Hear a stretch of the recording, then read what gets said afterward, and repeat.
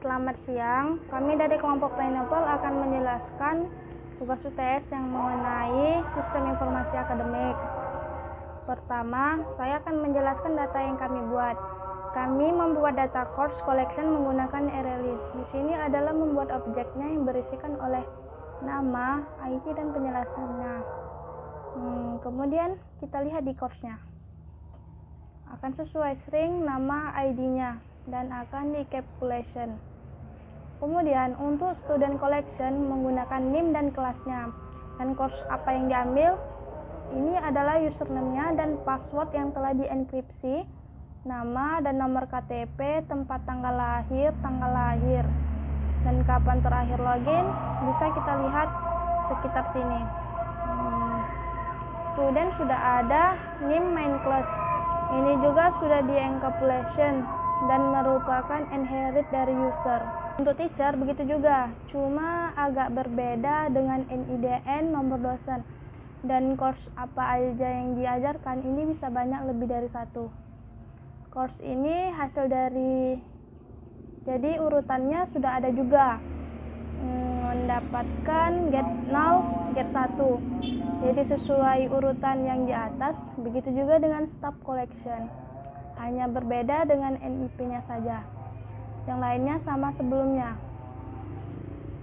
Dan untuk vektor, sini adalah gabungan kelas yang merupakan gabungan dari banyak student dan diajarkan oleh seorang guru yang mengajarkan sebuah course, dan ini hasil dari pengambilan data-data di atas oleh get 1 dan juga get 0.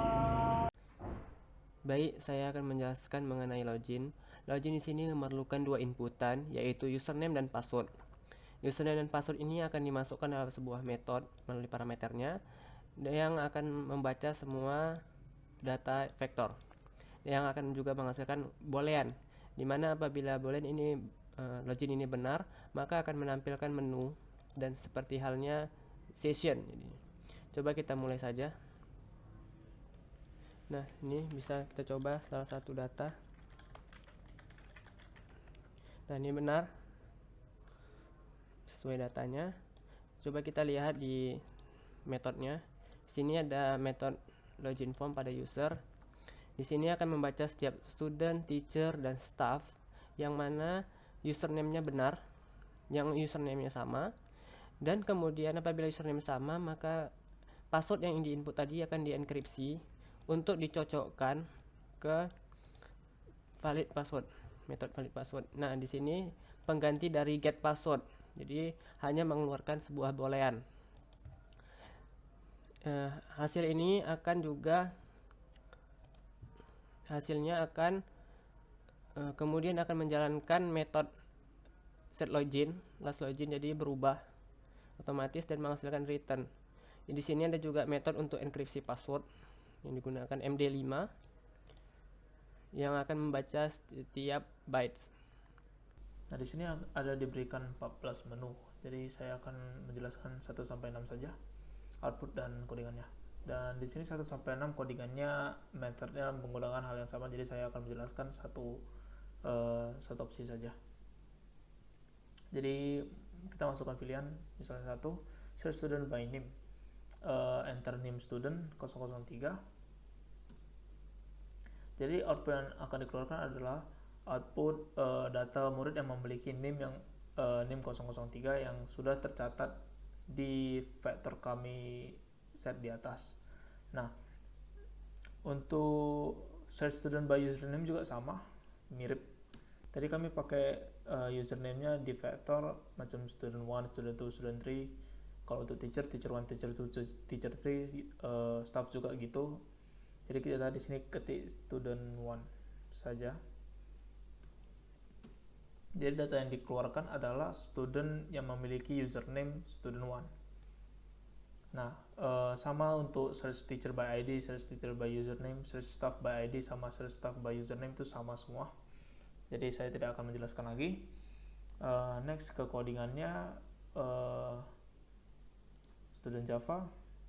Ini adalah method yang kami gunakan untuk mencari inputan user terhadap data-data yang terdapat di vektor kami. Jadi di sini dicek ada nggak data yang diinput di vektor yang kami sudah set.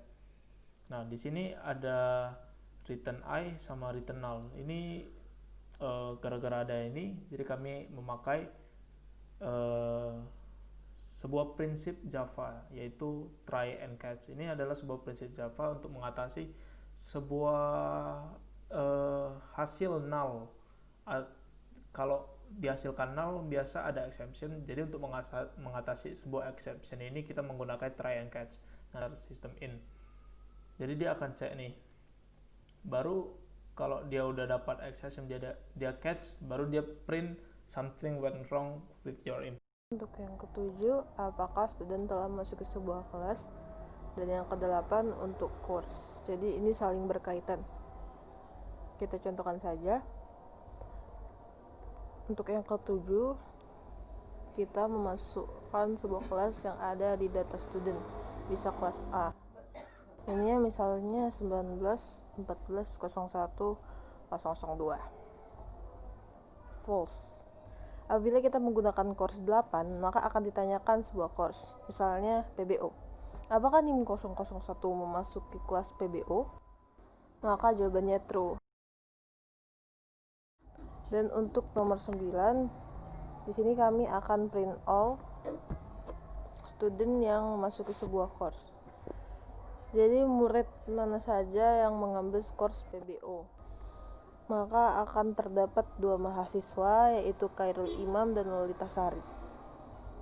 Di nomor 10, kita mencari course yang menggunakan array list agar dapat memfilter semua yang memiliki nama yang mirip, nama yang mungkin ada. Ketika kita input ma, maka akan keluar course yang ada unsur ma di dalamnya, yaitu algoritma dan semantik. Kita menggunakan array list untuk menyimpan data-data tersebut. Kemudian ada juga mencari by ID, sama seperti konsep sebelumnya yang juga menghasilkan null. Nomor 11. Jadi di sini user dapat mencari suatu course berdasarkan ID dari course tersebut. Kita dapat melihat di sini pada kelas course dengan metode find class by ID, course find class by ID. Nantinya saat user memasukkan ID dari course tersebut, maka akan terjadi suatu proses untuk menyamakan ID course tersebut dengan yang ada di program, dan nantinya akan menampilkan ID course beserta dengan course-nya. Untuk input menu yang ke-12, di sini untuk mengupdate password, berfungsi untuk mengupdate password. Jadi di sini user hanya diminta untuk memasukkan password baru. Kenapa? Karena kita bisa lihat di sini pada user change password, users bagian change password. Nah, di sini dia sudah menyamakan username-nya. Username untuk itu student ataupun teacher maupun staff, itu dia sudah menyamakan. Dan jika sama nanti, maka si program tinggal mengupdate password yang dimasukkan oleh si user nantinya di method update password, dimana saat password tersebut sudah berhasil diupdate akan muncul tulisan sukses. Kita bisa coba programnya di sini nomor 12. Kita masukkan saja password baru, misalnya student. Oke, sukses, berarti password telah diupdate. Kemudian untuk input menu nomor 13, di sini kita dapat mencari user tersebut berdasarkan username yang diinputkan nantinya. Kita bisa lihat di sini bahwa find user by username di kelas user dengan metode find user by username. Di sini nantinya semua student, teacher maupun staff diubah menjadi user dan outputnya yaitu user. Kemudian jika ada kesalahan maka akan mereturn null. Kita bisa coba saja. Di sini kita coba pilih nomor 13. Misalnya kita mencari student 1.